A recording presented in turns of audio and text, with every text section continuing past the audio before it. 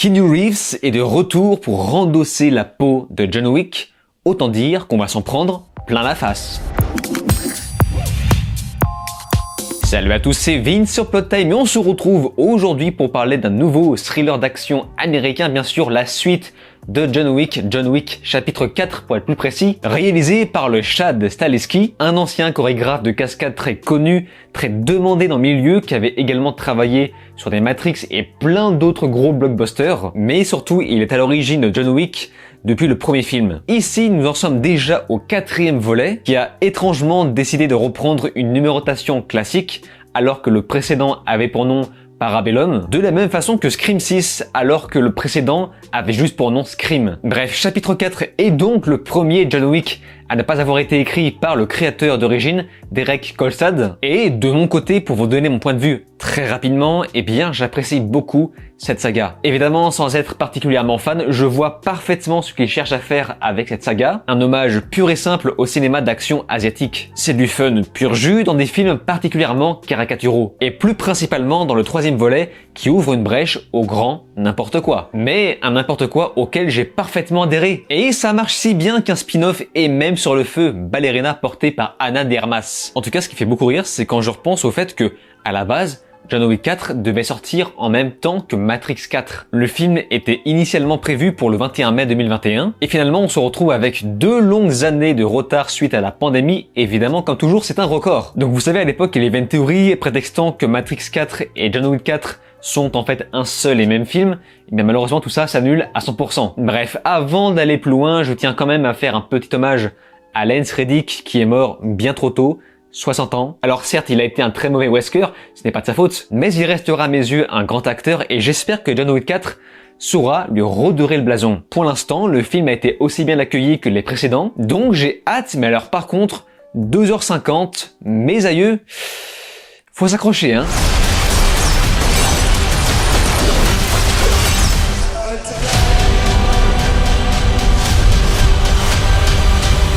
Alors que tout le monde le pensait mort, John Wick revient et tient bien à mettre fin à une organisation ayant pour nom la Grande Table. Camelot ? Évidemment, ça sera encore une grande et longue épreuve avant de trouver enfin la liberté. En effet, John va devoir faire face à un nouvel adversaire qui a créé des alliances puissantes à tel point qu'il se verra affronter d'anciens amis. John Wick chapitre 4 va démarrer sur une espèce de grande mise en abîme qui va tout doucement, très calmement installer les nouveaux personnages, mais aussi et surtout les antagonistes. Donc ça va mettre pas mal de temps avant de péter une bonne fois pour toutes, 30 minutes, j'ai chronométré, et ce qui est pas mal c'est qu'en partant de l'introduction, tu sens la sauce monter à petit feu jusqu'à ébullition. Et une fois qu'on y est, on y est. Mais alors avant tout, je dois vous poser un petit avertissement. N'allez pas voir ce film pour son scénario. C'est clairement un film qui va miser à 100% sur l'action et la mise en scène. On dirait presque un jeu vidéo et on en parlera après. De plus, dans cette suite, on voyage beaucoup, on a à peu près la même ambition que les gros blockbusters du style 007, Mission Impossible, Fast and Furious. Bref, c'est clairement un film dans son jus. Et forcément, au même titre que ces sagas, comme je vous l'explique au début, plus on avance dans la franchise et plus on pousse la caricature. Dans John Wick 4, on n'a pas l'impression d'être chez nous. On a l'impression d'être dans un espèce de monde parallèle, dans un espèce d'univers à la Hitman++.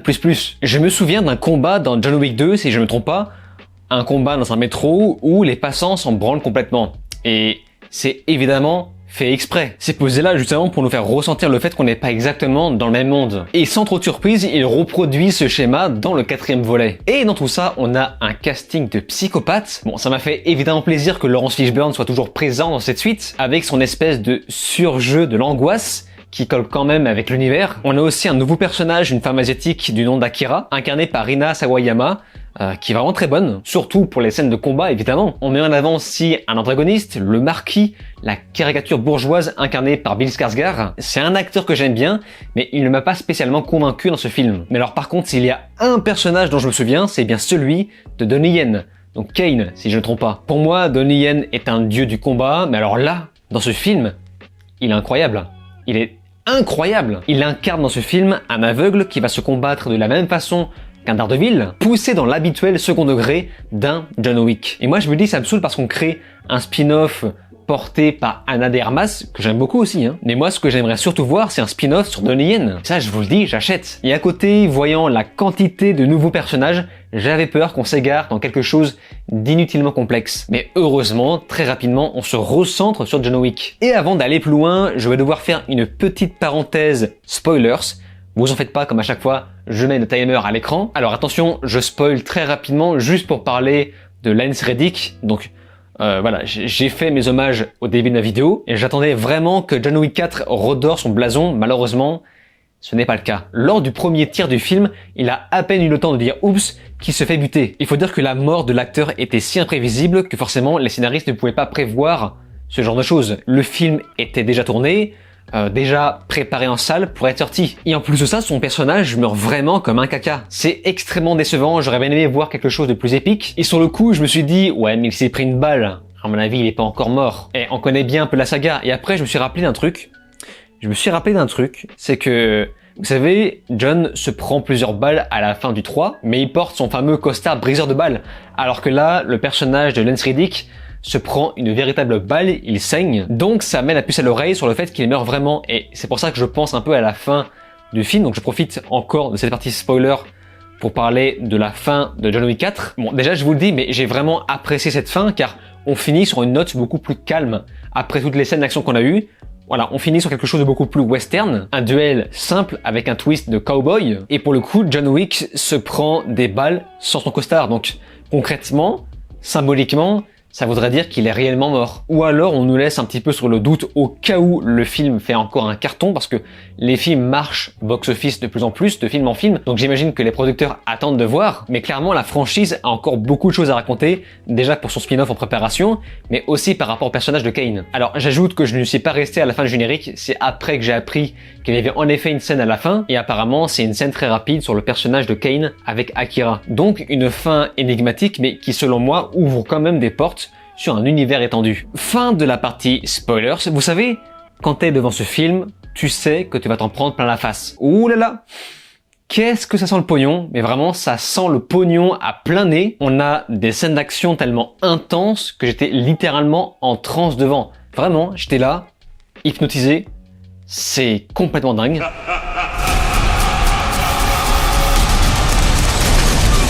On va tout nous servir des combats, des gunfights, des courses-poursuites, une course-poursuite dantesque qui plus est, où on aura l'impression que la voiture est une extension du corps de John Wick, au même titre que son flingue. Bon, je vais être honnête, c'est probablement les meilleures chorégraphies de combat que j'ai pu voir dans des plans séquences à foison. Le réalisateur Chad a vraiment pris du galon dans la réelle pure. Et je dis bien au-delà des chorégraphies de combat. Je pense par exemple à une scène de combat, un espèce de plan séquence en vue aérienne, mais qui m'a vraiment fait penser au jeu vidéo Hotline Miami. Rappelez-vous ce que je vous ai dit, ça ressemble vraiment à un jeu vidéo, mais alors encore plus dans cette scène. Ce plan séquence, c'est incroyable. Vraiment, c'est incroyable. Incroyable. Je n'ai pas les mots. Vous savez, il y a plein de moments dans le film où je me suis dit, bah là c'est parfait. Voilà, là c'est parfait, j'ai rien à dire. Voilà, c'est rien à dire. De plus, le film ne va pas tomber dans ce qu'on fait tout le temps, par exemple des ralentis dégueulasses, je sais pas, dans chaque coup, ou du moins, il y a en effet quelques ralentis dans le film, mais très peu. Il y a vraiment une volonté de miser sur la rapidité et le temps réel, donc on va miser sur les cascades qui, il me semble, sont réalisées par Keanu en personne, même s'il est évident que pour les cascades les plus rudes,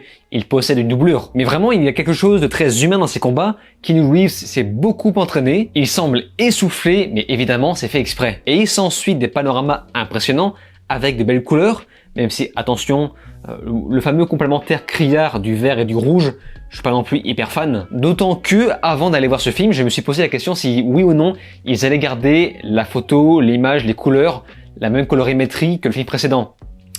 La réponse est oui. On va toujours insister avec ces espèces de néons à l'écran, avec un abus de lens flare qui arrache les yeux, mais c'est justement ça qui va donner cette vision totalement fantasmée de Paris. Encore une fois, j'insiste, ce n'est pas notre monde. Ce qui m'a beaucoup impressionné, ce sont ces plans larges, gigantesques, mais d'intérieur comme extérieur. Ils utilisent de très courtes focales pour certains plans. Je pense par exemple à un plan dans une cathédrale. Tout a été pensé pour être vertigineux. Ça va mettre en valeur les décors magnifiques, même si, attention, il y a quand même beaucoup de retouches numériques que je ne trouve pas spécialement sexy. Et pour accompagner ce visuel à l'identité très forte, on a une musique dubstep, ce qui peut paraître bizarre, mais en fait ce qui est logique parce que c'est vrai qu'on a un côté très boîte de nuit. On a l'impression d'assister à une grosse fête avec des danses tellement que c'est fluide. Vraiment, j'insiste, c'est tellement hypnotisant qu'on n'a presque pas envie que ça s'arrête. John Wick chapitre 4 est donc pour moi quasiment 3 heures de film bien généreux, un grand long métrage, un grand spectacle qui prend son temps. Il fait partie des films d'action les plus ambitieux